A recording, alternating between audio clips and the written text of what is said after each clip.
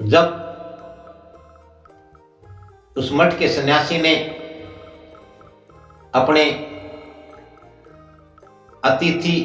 मेहमान मित्र को जब अपनी ये व्यथा सुनाई, तो वह अतिथि सन्यासी कहने लगा कि हे मित्र, मैं तो तुम पर यूं ही शक कर बैठा,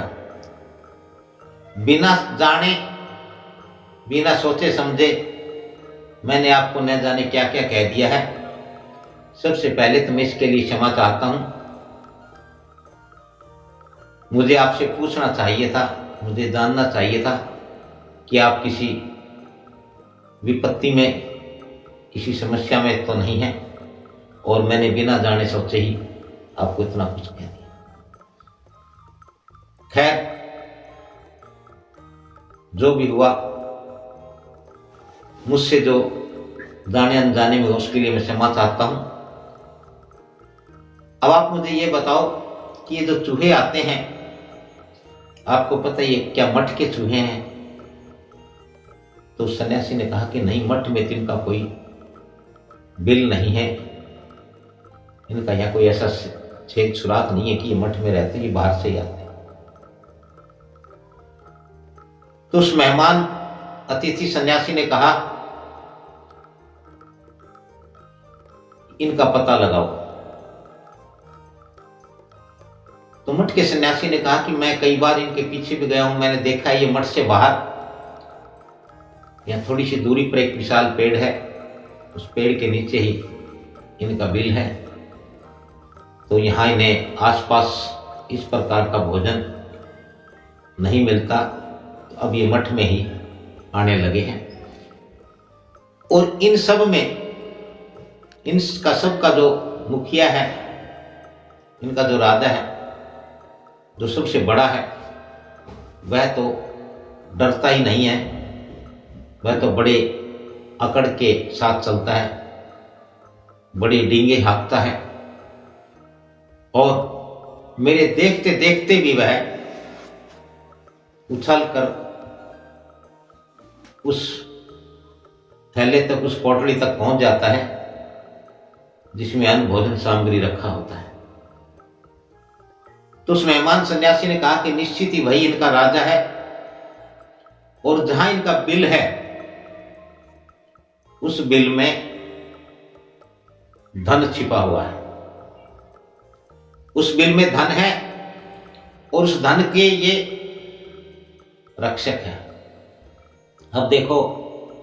है तो चूहा, है तो सभी चूहे, लेकिन उस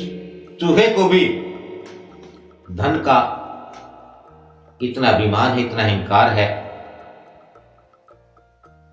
जिसे खाना तो अन्न है, भोजन है, सामग्री खानी है,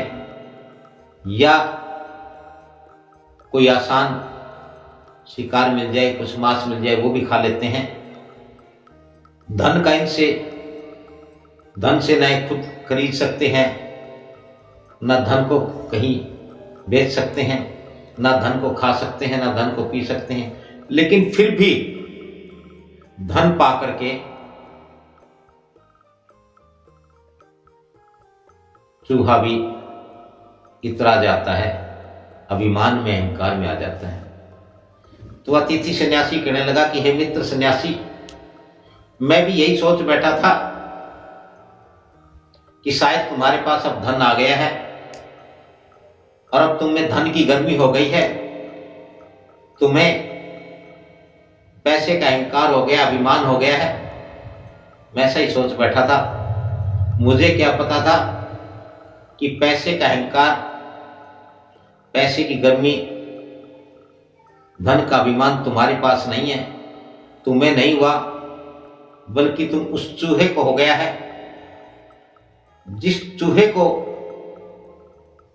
धन का अहंकार हो गया, और वह इस तरह से इटला करके, इतरा करके चलता है, वह निडर हो गया है, निर्भय हो गया है, और अब वह मनुष्यों से भी डरने का नाम नहीं लेता, बल्कि उसकी उदंडता से, उसके कारनामों से, उसकी उछल कूद से तुम डरे हुए हो, तुम परेशान हो। एक बात तो तय है कि पैसा चाहे किसी के पास भी हो,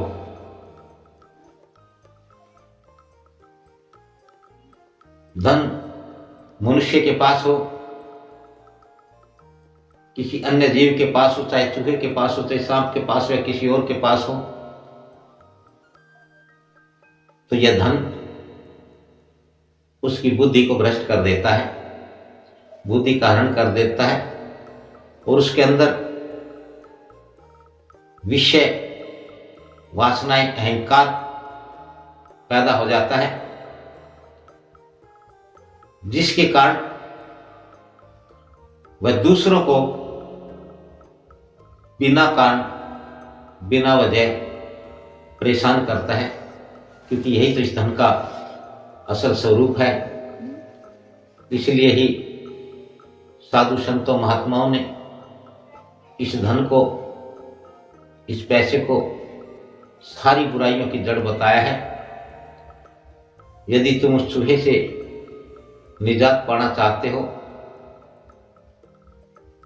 तो ऐसा करो कि उसका बिल खोद करके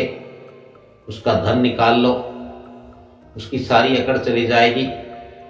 वो इतराना इठलाना भूल जाएगा और यहाँ तक कि वो तुम्हारे मठ में ही आना भूल जाएगा और कभी तुम्हारे मठ में नहीं आएगा।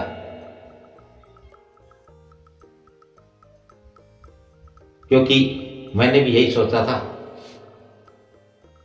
लेकिन ये तो एक बात तो तय हुई मेरे सोचने में, पैसे की गर्मी, पैसे का अहंकार, धन का घमंड अवश्य ही है, तुम्हें नहीं, तुम्हारे उस चूहे में, और उस चूहे के कारण तुम भी व्यथित हो, तुम भी दुखी हो, परेशान हो। इसलिए पैसे वालों का संग भी, संग से भी बुद्धि के ऊपर विपरीत प्रभाव पड़ता है। पैसे वाले की बुद्धि अगर अधिक भ्रमित होती है तो उसके संगी की, उसके साथी की थोड़ी कम, लेकिन उसकी भी बुद्धि भ्रमित हो जाती है, भ्रष्ट हो जाती है, उसके भी सोचने समझने की कार्य क्षमता प्रभावित होती है। इसलिए पैसे का कभी भी अहंकार ना करें, अभिमान ना करें, और यदि पैसा हो तो उसका सदुपयोग करें। और सबसे अच्छा सदुपयोग यह है कि उसका उचित पात्र को दान दिया जाए, किसी का सहयोग किया जाए, किसी की मदद की जाए, ताकि मनुष्य के जीव के जीवन में सुख फलित हो।